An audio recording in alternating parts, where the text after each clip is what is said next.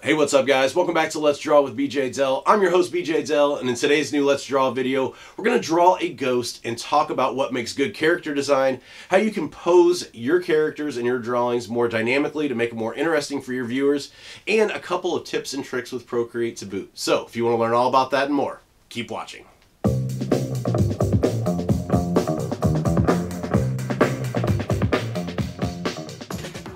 Alright guys, let's go ahead and jump into the video today. As always, I'm using the iPad Pro 12.9 inch. It's a first gen model, along with the first gen Apple Pencil. The app is Procreate, and brushes, I'm going to be using the standard Inker brush, which is part of my brush set that you can purchase on Gumroad. I will link that in the description below. And starting this out, we're going to talk about just character design and doing dynamic poses and shapes. And I think a ghost would be a good one for this today. So I'm going to draw just a simple ghost, and I think this is just where a lot of people make mistakes starting out, is really keeping stuff simplified to the point of it being super symmetrical. So the left hand side, the right hand side are exact. There's not really anything dynamic going on with it, and it's pretty plain and basic. So there we've got a ghost. It's cute, but it's super plain. It really doesn't draw the viewer in. Of course, there are, times and circumstances where you would do a design like this, but that's not what we're going to talk about today. We're going to kind of flip the script on it and do it a little bit more fun and dynamic. So first thing starting out with character design is really kind of keep in mind the basic shapes that make up your design. So starting out with the ghost body, I just want to start laying down some shapes here, and I want it just to kind of have a nice flow to it. So you can see here already I'm more worried about just getting this shape to kind of twist and flow. This is going to be the body of the ghost. So you can see I'm just going to kind of position it and move it as I go to make room for the arms and hands. So this is the overall shape that I kind of want for the ghost itself. And then throwing in an arm up here, kind of coming up towards the top, and then same thing here on this side. So we've got this really kind of cool dynamic 3/4 pose. If we draw a line in here just to kind of give you an idea where everything's going to be situated at, you can see it's got this curve to it. So this side here is going to be a little bit larger than what's over on this side. And like I said, it's got that really kind of nice movement to it. So I've got the basic body in here. Let's go ahead and kind of knock in the mouth. And once again, I just kind of want the mouth to kind of have a motion to it as well. So it's going to draw the viewer in and kind of work its way around there. And let's throw some teeth in here as well. Make the mouth come down really far here and just do this big tongue coming out here. So you can see already it's got a lot of motion. It's got these curves to it. There's this curve down the center, the curve of the body, and it's just got a nice flow to it. And then we can draw the little tail parts down in here. And even with these, instead of just going, with straight lines like this, we can kind of give those their own sense of motion and have them trail around in different ways. Maybe have them come out and over on top of each other like this, curving around, having one come out down here like so. And it just gives a lot of motion, a lot of movement, and it makes it more exciting for the viewer to look at. And then we can do the eyes here. I'm going to do that same kind of squint that we did on the previous one. Make the center line a lot thicker than the creases there. We can draw some eyebrows in here too, just to add a little bit more personality to them. So there we go. That's our basic shape for our ghost. Let me shrink it down just a tad bit, so once I go in and ink, we've got some more room to work with. So now that we've got that, let's go ahead and I'm going to go up to the adjustments and drop the opacity down. We'll do that there. And we're going to go ahead and make a new layer now. This is going to be our lines layer. So we're going to ink on top of our previous layer. So we made a new layer, switched over to black. And then I'm going to play around here with the size of the brush just to get this where I want it to be. I think that's pretty good. And once again, when you're starting out with doing the inking, really no right or wrong way as far as where to start at. Sometimes I'll start with the eyes, sometimes I'll start with the body. It just really depends. thing to kind of keep in mind is to definitely play around with line weights. These inside lines here, I want these to be a little bit lighter than the outside lines. And then before you start inking the body too and the other parts, you can really kind of decide where the light source is coming in, because a heavier line is going to simulate where the shadows are. So I think here I'm going to have the light source coming in from this direction. So these lines back here are going to be a little bit thicker than these that wrap around to the front. So go ahead and do that. Same thing here. The bottom underside is going to be a little bit thicker than this top. So I'm doing a heavier line down here and bringing it up. I want this to be more of a point though. There we go. Have these kind of look the same.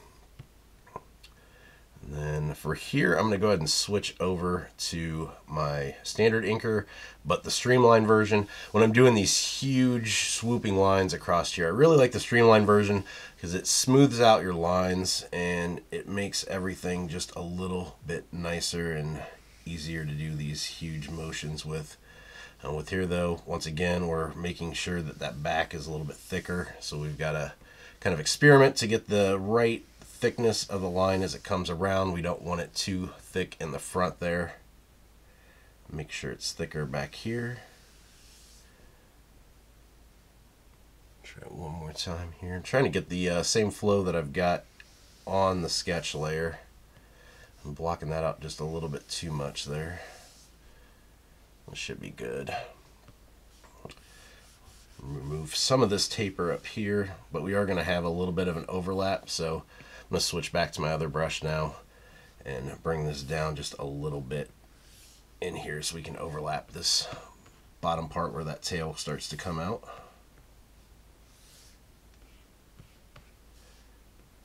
We'll do a couple of creases and folds there just to kind of add some extra lines to make it a little bit more dynamic and a little bit more fun for the viewer to look at. There's that one there.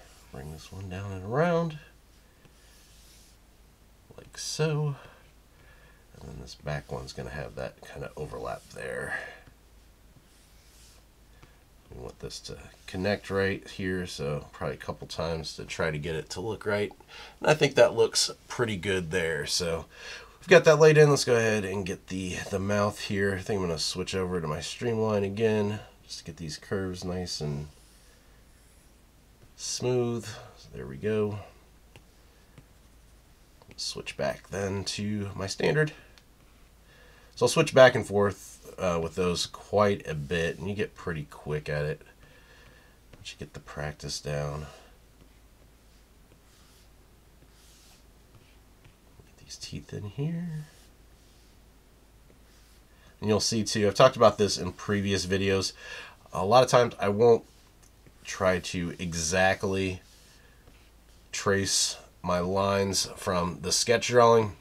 Sometimes I'll just use those as, you know, the general idea of where everything's placed. This one I wanted to kind of get exact because I like that curve that that had from the initial sketch, so I wanted to make sure that that was close to the original. We'll just bring those little lines in the teeth down. Just anything extra in there like that that you can add really kind of add some some flair to the design. Bring this bottom of the mouth around there.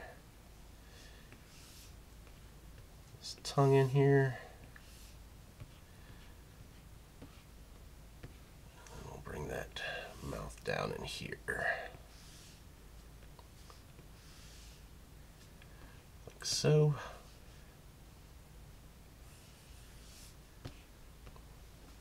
So looking pretty good. I think we've got just this arm back here. That'll be about it.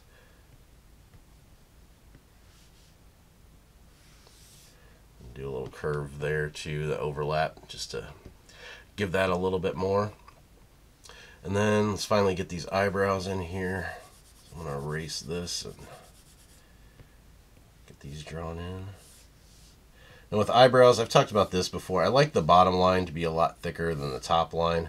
It just shows that weight of the brow and shows that that's the underneath part. So it's a little tip or a trick that you can use to make it a little bit more interesting and dynamic.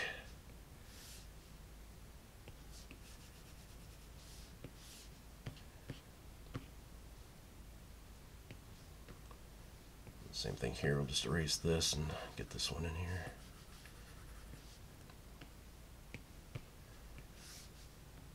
Put that one a little bit lighter there since it's going towards the top.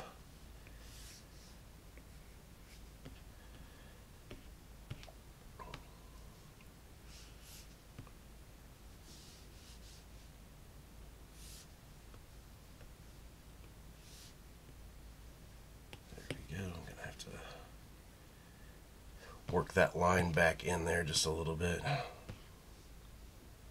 let's pull that eyebrow out a little bit further, just because the way that this is going to come out, it's going to look kind of off here.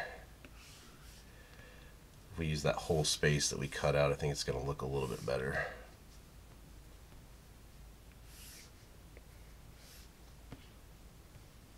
There we go. Get these to connect and get a better taper there at the end, and we'll be done there. Then the other thing I like to do as well on the eyebrows is just to kind of build up some tapered lines here coming out of this tip. So this is really just down to practice. Press hard at the beginning and just kind of let up pressure as you pull out. And you'll get these nice tapered lines.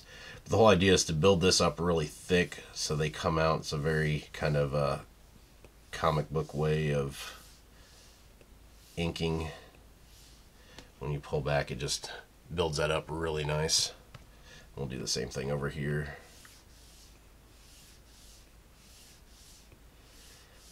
The cool effect of this, you get the tapers on the ends, but then you also get the tapers there in the center where they meet. It looks really, really cool. So there we go. We've got that done. So let's go ahead and turn off our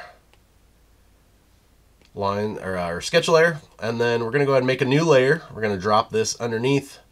I'm going to set this top layer as reference, and that's going to allow us to drag and drop our colors on that layer that we just made. So we get just a nice kind of bluish green color for the ghost body here, and hopefully we've got all the lines filled in.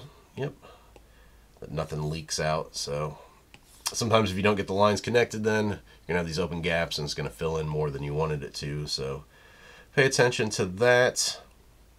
Let's go ahead and get a darker bluish green for these eyebrows. Get those filled in. Then I'm also going to get this even darker than that. We're going to go ahead and change the actual ink color. So going back up to that lines layer, we're going to select this. And then we're going to go in and fill layer. So you see it changed the lines to that darker color.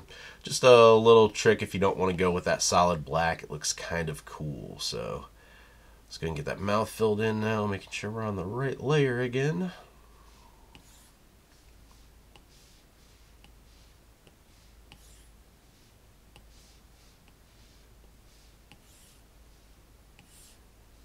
Get the mouth. Let's go ahead and get these teeth. These teeth, so I have the white background on. They look like they're filled in, but they're not. Usually when I'm drawing, and a lot of artists you'll see too do it as well, they'll make the background color a different color, like a gray or a pink or a brown. Usually with these videos, I like to keep it white just because it makes everything a little bit easier to see during the tutorial. So that's why I don't do it in these videos. But that is a trick if you want to go into your background and just change this so you can see stuff like that. It's definitely a good habit to get in. So now that we've got everything filled in color-wise, let's go ahead and make a new layer. This is going to be our shadows layer, and we're going to set this to clipping mask. So basically that's going to allow us to color in on just the parts that we've already colored. Makes it nice because you don't have to worry about going out of the lines. So I'm going to do this a little bit different though, because I want this to be pretty heavily shadowed here in the back. If you remember, I've got the light source coming in from here. So what I want to do is go up here and grab my selection tool. I'm just actually going to lasso this, and it's going to make this process a lot faster because I am going to add in so much shadow. And you'll see here, just grabbing this whole thing, and then I'm going to drag and drop it in. Now we want to adjust the opacity of this, but if you use this technique with the lasso, make sure you deselect everything by hitting the lasso again, because if you adjust the opacity while everything's selected, when you go back in to add more shadows, it's going to go back in with the black color rather than the opacity that you have set. So let's go ahead and drop this down. Want just a kind of barely visible shadow. We don't want to get too dark. We just want to make sure that it's apparent to the viewer that there is a shadow there without going too super crazy. So see, now just kind of go in here and hit the spots where I want the curves to be. And then I am going to remove some of these shadows too, just to add some edge highlights. Talked about this in previous videos. Of course, right here, I'm using the eraser now. Right here, there wouldn't actually be a highlight here, just because with the light source coming here, you got the arm coming down here, you got the rest of the body back here. But I really like to break up heavily shadowed areas by doing these edge highlights, just because it makes everything pop a little bit more, even though it's not technically, you know, perfect with how the light source would be coming in. It does achieve just a better overall look for the design. So that's why I go ahead and add these around the edges on certain areas. So if you're wondering, hey, why is there highlights back here when that's the furthest away from the light source? That would be why. Just add those in. Do one around the top here.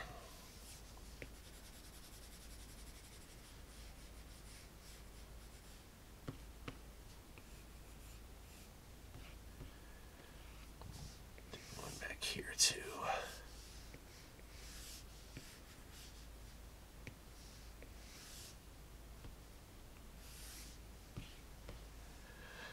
There we go.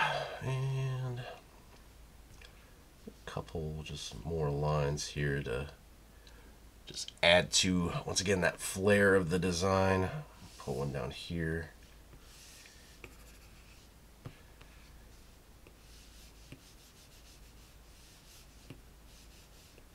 More of like an oval shape here where that is.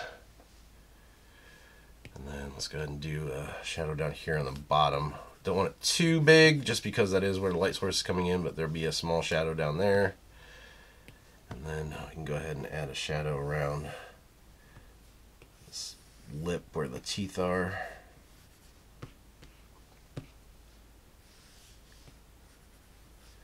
We'll do the same thing back here behind these lines that we did, just to show that tooth's kind of split there in the center.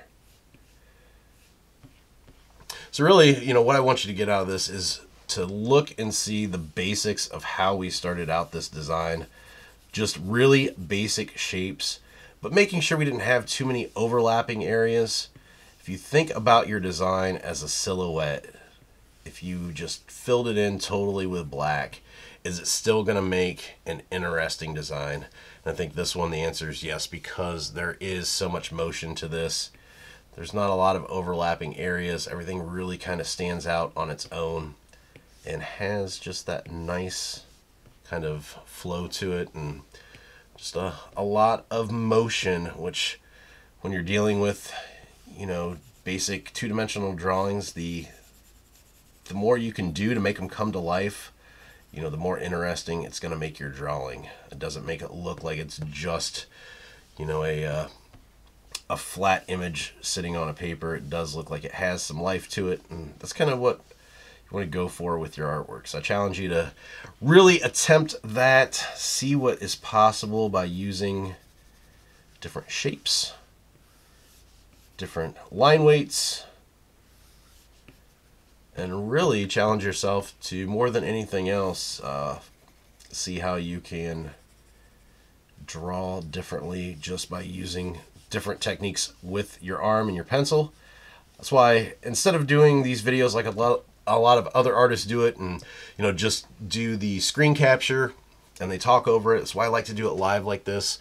I mean, it's pre-recorded, yes, but you know, I'm still doing it all at once. But I like you to be able to see my arm, because you can see I'm not doing a lot of stuff with my wrist. As I'm doing these lines, you can see my entire arm moves.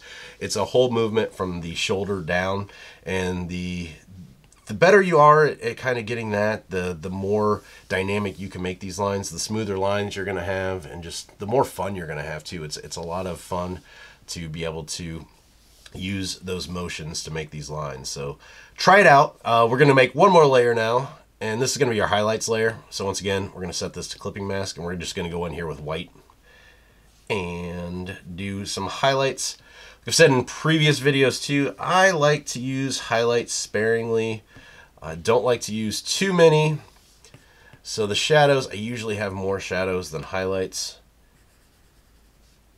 And these little kind of circle highlights like that, I do that quite a bit. I think that turns out well. Do a couple more here, maybe a highlight here across coming down the top of that lip. So there we go. There's our finished ghost. Now a couple of things that we can go to from here. So what I'm going to do is, let's see, I'm going to slide all these to the right, and I'm going to group these. And now I'm going to duplicate this group. The reason why is because I'm going to merge all these together just so you can see this a little bit easier as far as what I'm doing. So all these are going to be grouped together now. They're in a group, but they're all one. I've got this other group turned off, so if I turn that on and off, you can see. So since a ghost, of course, kind of has that, you know, ethereal quality to it, you can usually see through it. You can adjust the opacity here and kind of make this clear, see-through. If you do a background to this, it's going to allow you to see the background through the ghost. But there's a couple little tricks here with that we can do. So let's go ahead and let's drop the opacity on here. You can see it's starting to get clear. And let me go ahead and let's add in a file. Downloaded this earlier. Just a random kind of haunted house picture off the internet, so we can see exactly how much see-through quality we've got to this. This wouldn't be something that I would use, honestly, with the cartoon nature of the ghost and this background being a realistic photograph. I would go in and actually do, you know, a full-on drawing for the background, but to save time, we're not going to do that. Of course, if you did decide to go that route, you would just want to make sure all the background parts were underneath the ghost image. But now we have something behind here, so we can kind of see exactly how light or how dark we want to make it. So you can start to see those textures of that wall coming through. You can see the door back here. So that kind of shows you a route you can take. Another thing that you can do too is let's go ahead and slide this to the left. We're going to duplicate this layer. So we're going to have two of these. See, it changed a little bit. You can't see through it as much just because there's two of them stacked on top of each other. But we're going to change this bottom one. So we want to select this one. And then we want to go ahead and go back in here, making sure that this is set to white. And then we're going to fill this layer. So now we've got this white layer underneath our kind of somewhat opaque layer here. And from here we're going to go up to our adjustments, and we're going to go to Gaussian blur. And then just slide this a little bit to the right, and you'll see that we've got that blur coming around the ghost. So it kind of adds into that ethereal quality, that kind of see-throughness, but it's kind of giving off an energy too, and you kind of have that haze around it. So that's another option that you can do too. So let's turn this off, and you'll see if we switch this background color to black, you can see that blur around the outside. This doesn't look as see-through anymore because we don't have anything except a solid black color behind here, but it gives you another option. So that is it for today. Hopefully you guys found this video entertaining and gained some new information out of it. Alright guys, that's it for today's video. As always, thank you for watching. I appreciate it. If you could do me one small favor, if you like today's video, give it a thumbs up. It helps me and it helps other people see the video as well. Also, don't forget, subscribe to the channel if you haven't already and hit the bell for notifications so you can get alerted when I post new videos. And speaking of new videos, if you've been following along with the Cartooning 101 series, there's going to be a new episode of that released next week, so stay tuned for that. You don't want to miss out. Also, if you haven't joined yet, I've got a group over on Facebook called Keep Creating a Learn, Draw, Share Art Community. The link is in the description below. Want you guys to join, hop on over there, share your work, meet new friends. It's an awesome place to be. Want you guys to join. So as for me, I can be found online bjdell.com, as well as on Instagram and Twitter at bjdell. So until next time, keep creating.